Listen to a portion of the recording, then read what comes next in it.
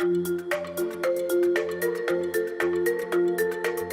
of the funniest things about enrichment and embracing an enrichment leadership capacity is that it's really counterintuitive to business practices today. A lot of it is very command and control, and we need to control our people, and we need to control customers, and we need to be very focused. We need to be focused on making profit and the bottom line.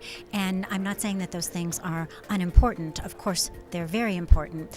But sometimes the best way to get to those goals is a little more about enrichment than that super duper focus on growth. We've all come out of the bloodiness of this great recession, and leaders are recognizing that what they've done in the past is not going to work anymore. But the path isn't clear about what do we do now. So we're proposing this concept of enrichment leadership, and it is simply making sure that you are creating in your organization an opportunity for every employee to be the best version of themselves that they can be.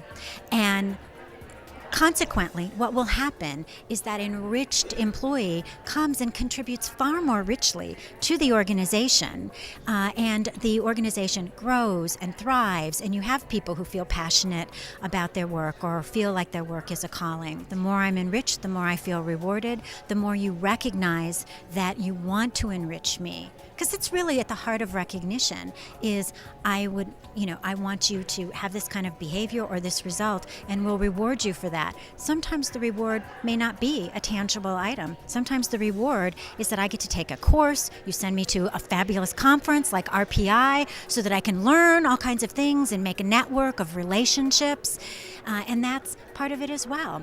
How do you strengthen those relationships so that the people I meet here at RPI, I can call on them. I can become a better employee because I can call someone that I met at RPI and they're going to help me solve a problem. So it's all a fabric of woven and human value connections. So those people we meet at RPI end up helping us be better employees in our everyday work. Another very exciting thing that's happening in the marketplace, and this is a global trend, is something that we call the triple bottom line. And I wish I could take credit for it because I absolutely love the idea, but I have to give credit to our European counterparts, where this really started in Northern Europe. Many countries in Europe now are mandating a triple bottom line for financial statements for their organizations. Canada is leading out with some pieces of triple bottom line financial planning. And what I think is very insightful is that over 2,000 companies in the United States are now doing voluntary triple bottom line financial reports because they think that this will in fact be mandated, and I hope that it will.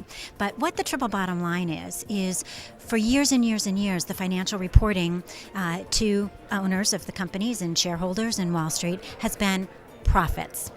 And I'm very happy to report that there's a really growing momentum and trend around two other bottom lines to report on, and that's people and planet. So now companies are doing a report on your financial profits, but also what is your contribution to the planet? Are you just consuming resources selfishly and leaving the world a worse place than you found it? And of course, my favorite is people, where it's a difficult thing to quantify, but what are you doing to not only the people in your organization, but the people who buy your product and consume your product and the communities that you live in? What is your impact there as well? And consumers are starting to ask about it. They're making decisions to buy your product or not based on your corporate social responsibility, based on how you treat your employees. And many, many consumers feel the ultimate corporate social responsibility is how you treat your employees. So if you're not recognizing and rewarding your employees and you're not enriching them, you're going to pay, or your customer is going to make that decision and not pay you by shopping elsewhere. We're an organization that does. So look for triple bottom line. The exciting thing about this whole conversation about enrichment and leadership and human value connection is that it is all very connected. And I mentioned the oblique strategy before. And yes, triple bottom line is an oblique strategy where you're enriching the people, you're enriching the planet, you're growing your profits, you're helping your organization to thrive, but how are you doing that? Some of that is through your traditional models in building your profit and your growth, but 2/3 of it is enriching the planet and the people who, contribute to your organization. So that's very oblique and that's very, almost counterintuitive, but it is incredibly effective. So the challenge, the call to action that I would make to leaders is think outside of the box, look for other opportunities, and I'm absolutely confident you are missing opportunities of the great thinking and the talents that exist in your own organization. And your customers, if you would ask them, they're willing to share great ideas that could help you build your profits if you would just ask them.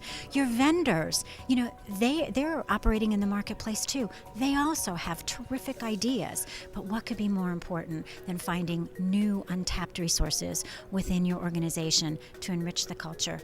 Build all three of those triple bottom lines, and you be the next Apple, the next Google, the next Yahoo, all of the success stories of companies that are leading out in this area.